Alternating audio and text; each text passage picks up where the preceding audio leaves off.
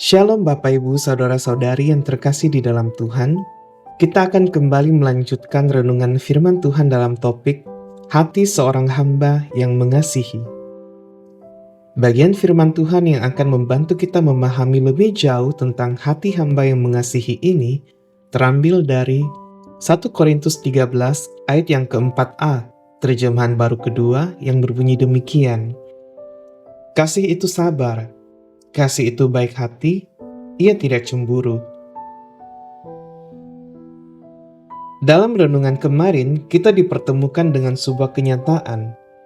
Pada saat Tuhan memberkati kita, entah dengan keterampilan tertentu, atau dengan harta kekayaan kita, atau bahkan dengan hal-hal yang lainnya, maka kita akan diperhadapkan dengan pilihan untuk mengasihi Tuhan dengan mengembalikan pujian dan hormat bagi Tuhan, ataukah untuk membuat diri kita dikenal dengan keunggulan tersebut. Semua itu terjadi dalam hati kita sehingga tidak ada seorang pun yang tahu, hanya Tuhan yang tahu. Dalam bagian ini, kita diajak untuk melihat kembali bagaimana hati yang telah terbenam dalam kasih Tuhan akan secara otomatis menghasilkan kualitas-kualitas yang sangat bertentangan dengan kasih yang ada dalam dunia ini. Kasih itu sabar, dia panjang sabar, tidak terukur, itulah kasih Tuhan. Pernahkah kita membayangkan betapa panjang sabarnya Tuhan dalam kehidupan kita secara pribadi? Berulang kali kita jatuh dalam dosa, berulang kali pula kita memohon pengampunan dari Tuhan dan Tuhan memberikannya. Sekali lagi, dapatkah kita membayangkan betapa panjang sabarnya Tuhan dalam hidup kita? Mari kita bandingkan dengan kehidupan kita. Seberapa sabar kita terhadap orang lain yang melakukan kesalahan atau bahkan melukai kita? Adakah kesabaran Tuhan tercermin dalam hidup kita?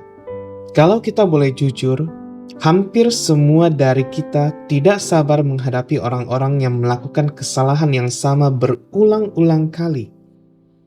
Hampir semua dari kita tidak sabar terhadap orang yang melukai kita. Kita bergumul untuk sabar menurut pandangan kita, apalagi jikalau kita harus memiliki kesabaran seperti yang dimiliki oleh Tuhan. Sejujurnya kita akan sangat bergumul, bahkan cenderung mustahil untuk kita. Kasih itu baik hati. Sabar dan baik hati sering disandingkan bersama untuk menunjukkan betapa besar kasih karunia Tuhan dalam kehidupan umatnya. Orang-orang yang tidak layak untuk menerima kebaikannya pun, Tuhan tetap nyatakan kebaikan itu. Sebab itulah natur Tuhan kita. Dan Tuhan tidak mungkin melakukan hal-hal yang bertentangan dengan naturnya. Ketika Tuhan hadir di dalam dunia ini, Dia menyatakan kebaikannya kepada semua orang.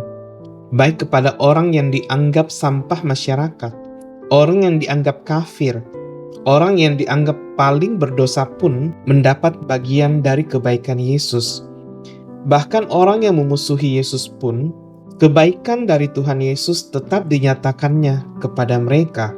Yesus tidak hanya menunjukkan kebaikannya dalam keadaan yang sehat dan kuat, tetapi dalam keadaan terlemah pun di kayu salib, Yesus tetap menyatakan kebaikannya kepada penjahat yang ada di sebelahnya. Jikalau kita membandingkan kebaikan Yesus dengan kita, tentu kita akan merasa malu. Sebab kita akan mendapati bahwa sebagai orang-orang yang tujuan hidupnya menyerupai Kristus, ternyata langkah kecil menuju keserupaan itu pun tidak kita pijak. Kita hanya menunjukkan kebaikan kepada orang yang baik dengan kita. Kasih itu tidak cemburu. Bagian ini cukup berbeda dengan dua kualitas kasih yang sebelumnya.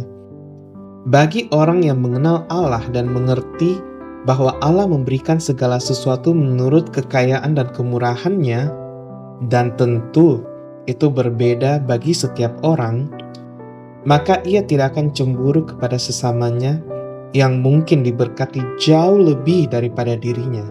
Allah begitu mengasihi umat manusia dan memberikan kepada mereka, termasuk kepada kita pun, sesuai dengan kemurahannya. Oleh sebab itu, kita tidak boleh cemburu kepada mereka karena itu adalah bentuk pemeliharaan Allah kepada mereka. Dengan cara yang sama pun Allah memelihara kita, walaupun mungkin ukurannya berbeda.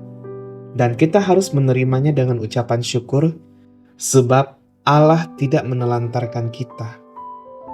Pertanyaan untuk kita renungkan bersama, dari ketiga kualitas kasih ini, sabar, baik hati, dan tidak cemburu, manakah yang merupakan pergumulan terbesar untuk kita lakukan secara pribadi? Mengapa? Mari kita berdoa. Allah yang Maha Kasih, terima kasih karena kasih-Mu yang begitu nyata dalam hidup kami. Dengan kasih-Mu Engkau sabar terhadap kami yang seringkali mengecewakan-Mu. Dengan kasih-Mu Engkau tetap beranugerah dalam hidup kami, bahkan pada saat kami seringkali melupakan-Mu. Dan dengan kasih-Mu Engkau tetap memelihara kami dengan berkat-berkat yang telah Engkau sediakan bagi kami. Tanamkanlah terus kasih-Mu dalam hidup kami, dan tumbuhkanlah kasih itu ya Bapa. Bentuklah kami semakin hari semakin menyerupai Putra-Mu, Yesus Kristus.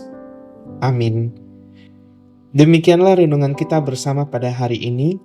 Kiranya kita boleh terus bertumbuh setiap hari di dalam Tuhan.